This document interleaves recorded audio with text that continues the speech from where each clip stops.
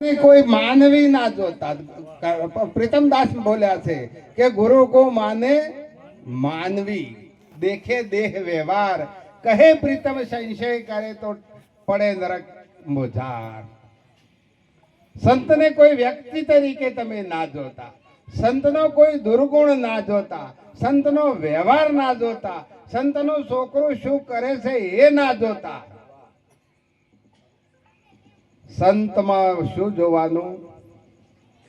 ધર્મદાસે પૂછ્યું કબીર સાહેબ ને કે હે સાહેબ, આ પરમાત્મા ક્યાં વસો છે? સાહેબ બોલ્યા કે સાહેબ કા ઘર સંતન કે મોય। તમે જુઓ કૃષ્ણ ને છોકરા કેવા હતા? કોઈ તમને ખબર છે? એવા કોઈ કૃષ્ણ જેવા હતા નતા। તો આ બધું જોવાનું નહીં। સાહેબ કા ઘર સંતન કે મોય, અને સંત સાહેબ કશું।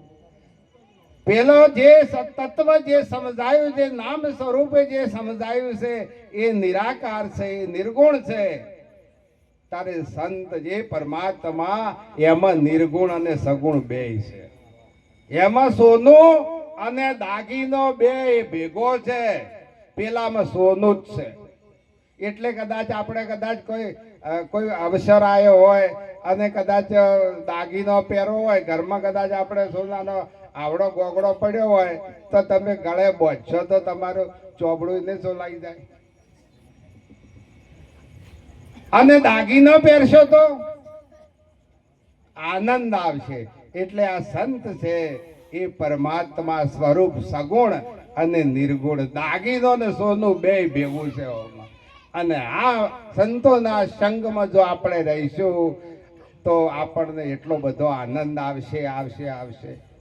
એટલે આ આનંદ લેવા માટે, આ આનંદ લૂંટવા માટે આપણને જે મોકો મળ્યો છે, તમે જુઓ તો ખરી, એક સાહિત્યકારોને એક કલાક લાવવા હોય તો 50,000 રૂપિયા એમની ફી હોય છે। તોય ખાલી શીખવાડે શું?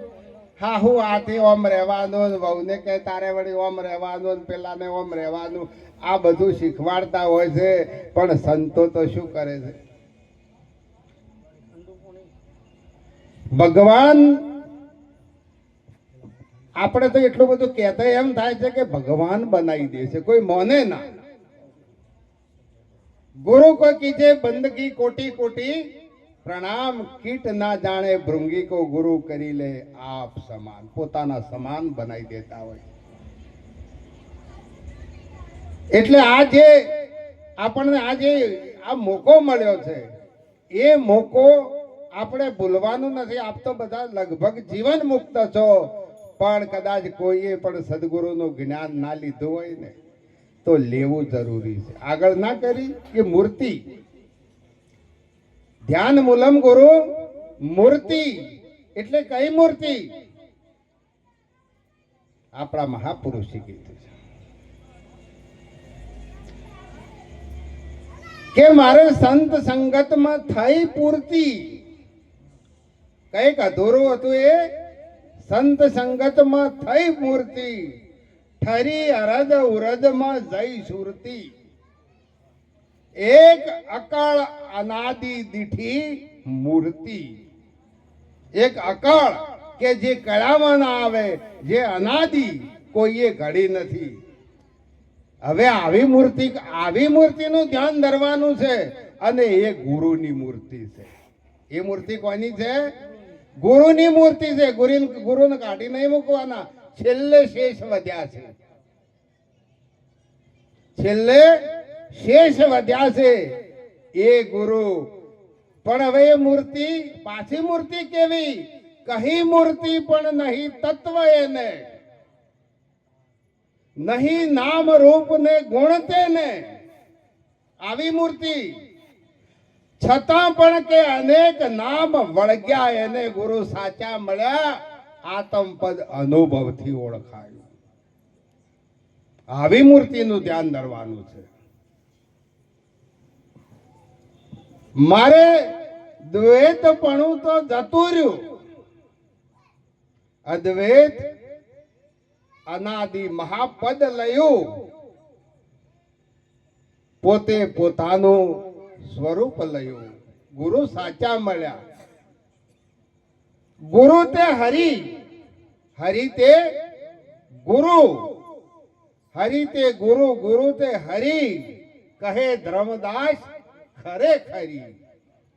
આપો આપ અનુભવ વાણી કરી, અરે ગુરુ સાચા મળ્યા. આત્મપદ અનુભવથી ઓળખાયું. આવું જે આત્મપદ સર્વેમાં એક ને સર્વેમાં એક એક કહેવા જઈએ તો કેવરાય એવું નથી. આવું સ્વરૂપ જેને તમે ગોવિંદ ગજબ, ગોવિંદ ગજબ અજબ પ્યાલો, ગોવિંદ ખુદમાં ખોવાયો. આવી જે ગુરુની જે યુક્તિ એ ખરેખર આ ઠરવાનું ઠેકાણું છે. અહીંયા જ નથી ઠરતો, એ આ વિશ્વમાં ક્યાંય ઠરી શકતો નથી. અને આગળ પણ કીધું ઉમેદરામ મહારાજે કે ભિખારીપણું જાતું, ભિખારીપણું જ્યાર સુધી ના, એટલે આપણા એક મહાપુરુષે કીધું છે કે ભીખ શું માગે ભિખારી, ભીખ શું માગે ભિખારી. કે મેં જરાક માગી લીધું એ ઢગલો કરી દીધો છે. ભીખ શું માગે ભિખારી, ભાગ ચમકી ગયું તમારાથી. મેં જરાક માગી લીધું એ ઢગલો કરી દીધો છે. આ દયા નથી તો શું છે? આજ અમારો છોકરો કે પપ્પા 1000 ફૂટનો શેડ છે, એટલે તમે લઈને કોકને આલી દેવો. કીધું મને એ બધું મોય જાતું રહ્યું છે, હવે બહાર નીકળતું. આ બધું શેડ બનાવવાનું મોય જતું રહ્યું છે, એટલે હવે એ બહાર નીકળતું નથી. એટલે આખા મહારાજે કીધું છે, અરે વળી વળીને નારદ શું ગુણ ગાવું, જાણે આખો હું સમજી સમાવું. અરે સંત વાલા રે મને સંત વાલા, સંત સેવ્યા વિના જીવ ઠાલા. રમણ જમણ તો મારે સંતની સંગાતે, હું રહ્યો નારદ સંત આધારા.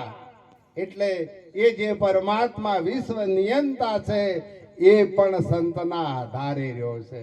જો સંત ના હોત જગતમાં તો એ પરમાત્માનો કોઈ ભાવે ના પૂછતું હોય. એટલે આપણે સંતોના ચરણોમાં રહેવાનું છે અને સંતોનો સત્સંગ સાંભળી આપણું જીવન પવિત્ર કરવાનું છે. આટલું બોલી મારી વાણીને વિરામ આપું છું. સદગુરુ મહારાજ કી જય.